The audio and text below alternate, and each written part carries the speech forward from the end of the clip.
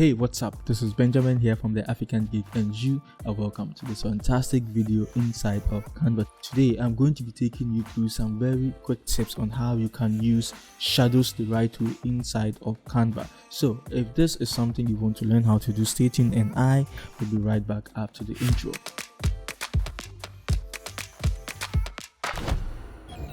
Right, so here we are in Canva and I already have my canvas open, and in this video we are going to be working with shadows like I mentioned earlier. So I'll just choose an image, okay, and remove the background and we'll work with that. Okay, so I'll choose this image for an example, and you can see the image has a background. Okay, so first of all I would remove the background of this image. Okay, so I come to effect and I choose the background remover. Then I just wait for it to do its thing, because at this point there's nothing really there's nothing much I can do. Alright, so after my background had been removed, I click on apply, okay, and I would move my image to the side a little bit. And the reason why I had to just move it is because it's saying save in post, and with this, sometimes if you start making changes or you start adding stuff, this can just undo and the background just comes back. That's why I just had to move it a little bit. So I just add some text, okay, and just position it here so that I can just save. Nice. So I click on my image, I come back to effects, and this is the point where we are going to be adding our shadows, okay. And Canva has an effect called shadows.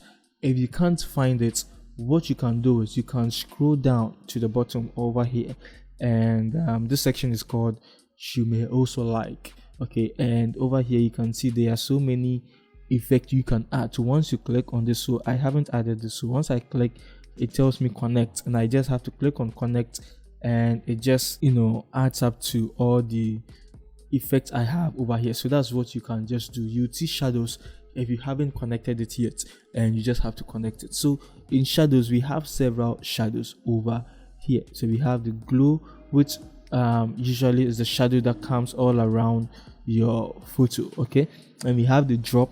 We are going to test all of them out, okay. So what I can start doing is I would duplicate my pages, okay. So I'll duplicate it 5 times, okay, so that we can start testing them out. Okay, so now I click on my image, come to effect again, and in effect I would go back into my shadows. So I would go to see all, and we'll just see how all of these shadows work. So the first one is the glow, and with this what I'm going to do is you can see how it's looking right now. So if I double click again, we can increase the size, okay, of our image. The transparency, we can make it transparent, or we can make it very thick. With the blurriness, you can also make it more blurry and all of that. So how can we use this the right way? So if you are designing your profile picture and stuff like that, usually people have this nice outline around them, and you can use this shadow to achieve that. So it means that you'd have to first of all reduce your shadow, okay, and the blurriness you have to also make it 0 so that you make it very thick. The transparency should be 100. Then you can just click on the color and change it to any color at all you want. Okay, so let me just increase my image. Okay, so I just increase it, and make sure that you are increasing it from the angles. Okay, don't increase it from the side, from the left and right, because most of the times when I'm doing it, it just messes up my whole it messes up the whole image. That's why I'm just saying this to you, but you can just try it out to see how it would work on your end. Okay, I think Canva needs to fix the bug in this. Okay, so yeah, you can see how it's looking right now. So this is with the glow outline or the glow shadow. You can see how it's looking beautifully. So you can use this for your profile images, or if you want it to be blur, you can increase the blurriness, okay, of it. And when you do that, you just have to reduce the transparency.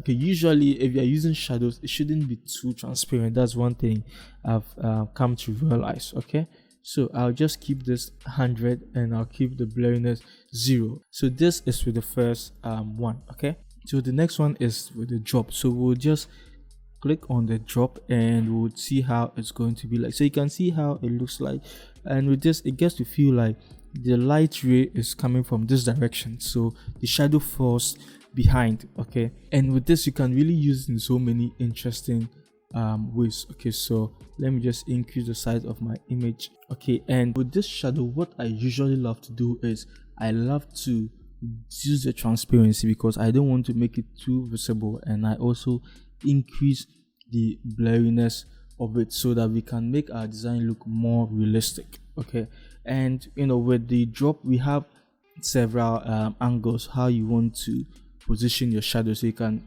move it to the top right, we have the right, we have the bottom right, that was the original, or that was the default. We have the bottom which just goes down, and we have the bottom left. Okay, so it means that with this one it's coming from, it just gives the impression that the light ray is coming from this angle. Okay, it's coming from the, I don't know, it looks inverted from my camera, but this gives us the impression that light ray is coming from the right to the left. Okay, so that's what we have, and we have the top left. Okay, so I'll just keep it default, which was the bottom right.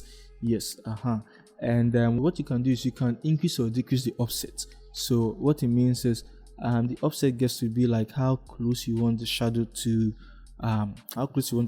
be.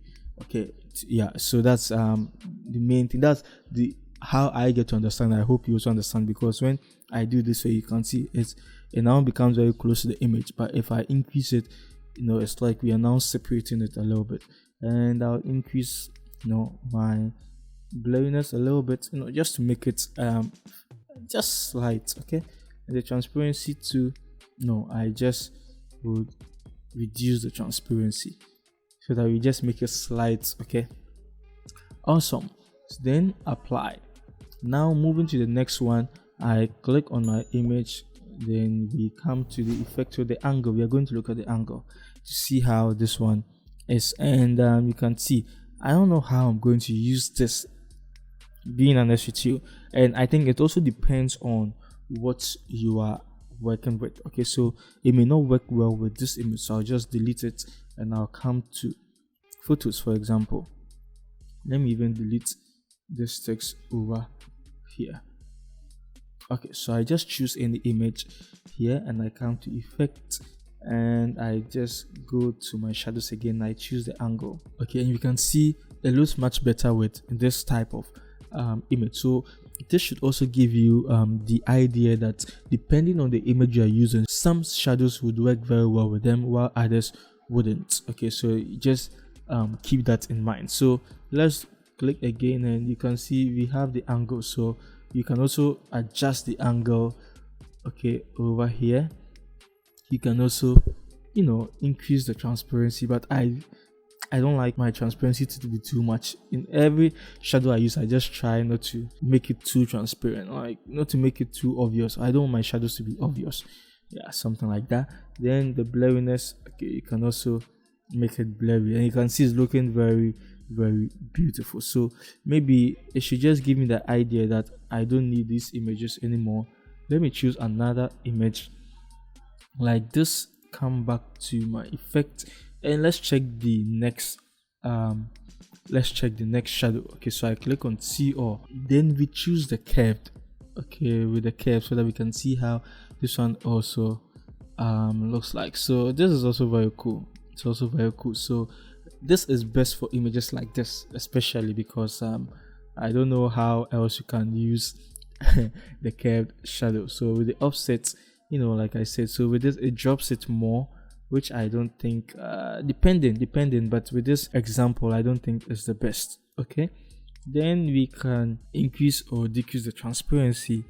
Okay, so I would leave mine like 32 and I'll increase the blurriness of it so that just to make it have this natural look.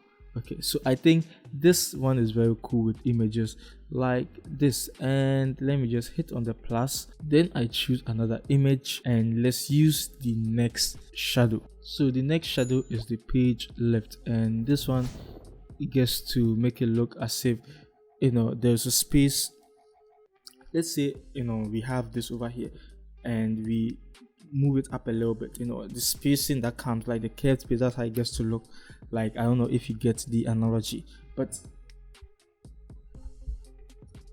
let me rather use this. So let's say I had this and there was some sort of space over here, you see. So it means the shadow is at the somewhere here. Okay, and that's how it looks like, as if there's a curve. It gives this curved effect. Okay, it gives this curved impression. So that's what it's trying to do. Okay, so it means you can increase or decrease the curve using this slider. So when you move it or when you make it more, it rather gives it bends the curve. Okay, and when you reduce it, it pulls, it just pulls it out. Okay, so this is what you can also do, and I think it's beautiful.